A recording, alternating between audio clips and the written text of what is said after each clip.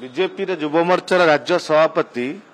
स्पष्ट भाव में बीजेपी नेता मैंने कही सारे आम मास्टर कैंटीन आसन कांग्रेस भवन सामने प्रतिवाद करने तो इंस्ट्रक्शन दिया माने सुचिंतित प्री प्लान रे से माने आक्रमण करने को आसीथिले अशांति हिंसा घटाया से आसीथिले पुलिस थाई उपस्थित रही पुलिस केमिति अटकई पारानी गोटे जातीय दलर कार्यालय आगे आसिकी जो भली भाव में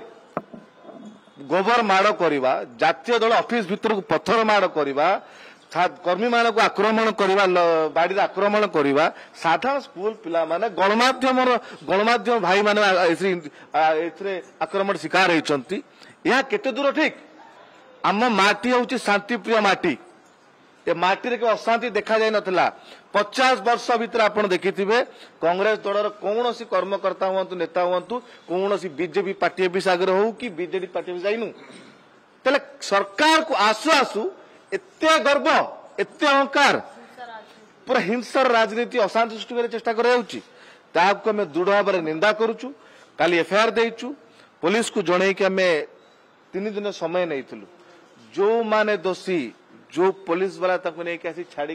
प्रशय देइचंती और जो माने आक्रमण करिसंती हिंसा घटैचंती तांको पर दृढ़ कार्यानुष्ठान जाए और बीजेपी एथि क्षमा प्रार्थना न करे छात्र कांग्रेस तरफ युव कांग्रेस तरफ राज्यव्यापी एसपी ऑफिस आगे डीसीपी आगे प्रतिवाद करिवो विक्षोभ करिवो एवं जदि तापर भी एमाने याको जदि कर्णपात न करिवे पर गुरुत्व न देवे आमे सीएम हाउस आगामी कार्यक्रम निर्धारण करूँ आम 3 दिन समय दे काली आसीलु जदि ना 72 घंटा पर आम आसबू आप डेट जनईदेबू कौ दिन आम काली कही निश्चित आसबू 72 घंटा पर चुप बसबू ना बहुत अन्याय होगला